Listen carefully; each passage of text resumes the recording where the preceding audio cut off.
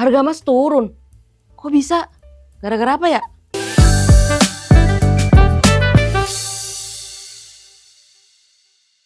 Investasi emas akhir-akhir ini sedang menjadi salah satu investasi yang top notch di mata para Gen Z maupun milenial.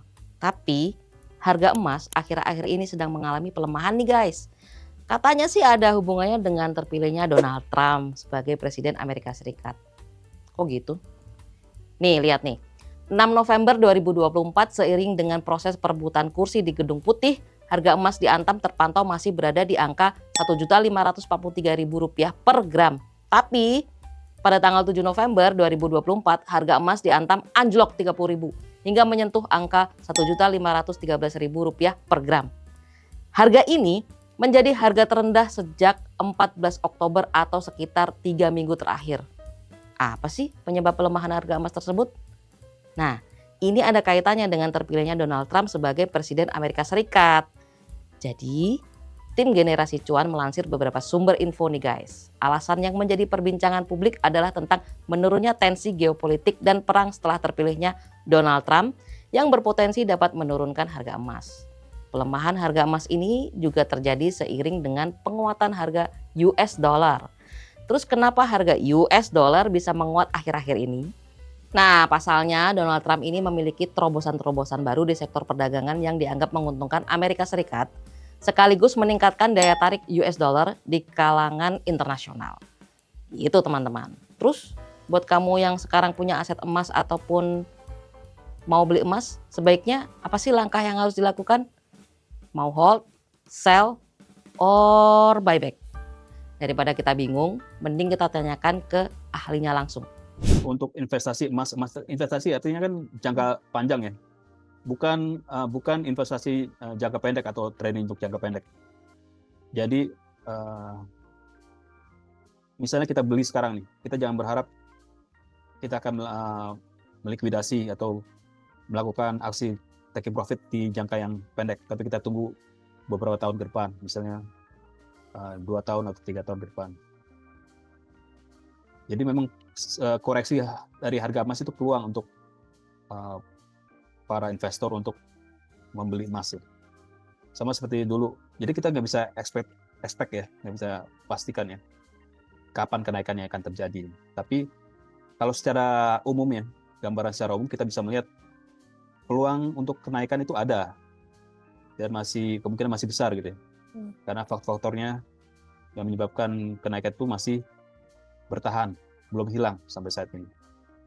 Nah, jadi untuk investor ya itu memanfaatkan peluang itu.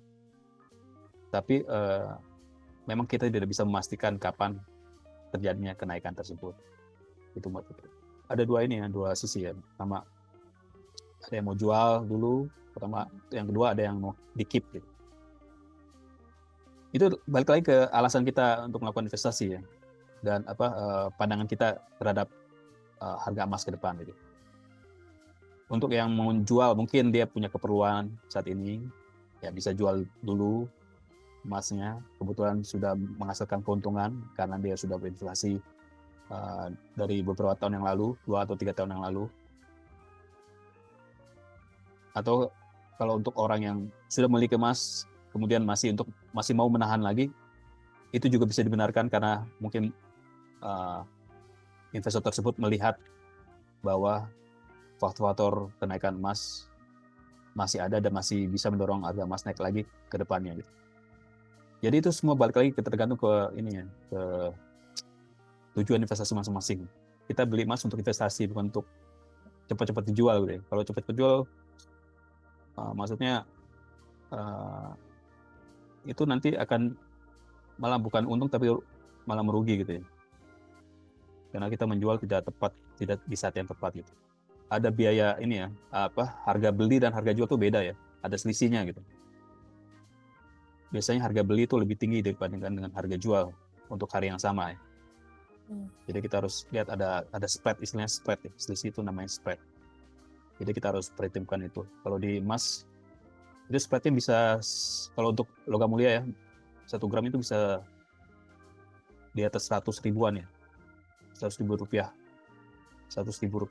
per gram, 100 sampai 200 ribu rupiah per gram. Jadi misalnya harga emas ini kenaikannya tidak drastis nih, bertahap pelan-pelan gitu.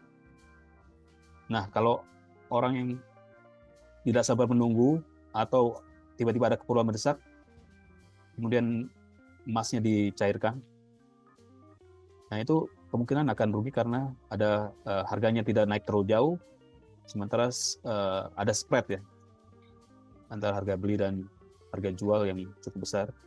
Nah, ini kan membuat investor ini merugi. Jadi pertama kali kita harus tahu karakteristik, pelajari dulu aset-aset yang akan kita beli atau investasikan. Yang kedua, kita tentukan tujuan investasi kita gitu. Kita mau beli aset investasi untuk apa? Berapa lama kita mau keep? Jadi kita udah perhitungkan nih kondisi keuangan kita sendiri.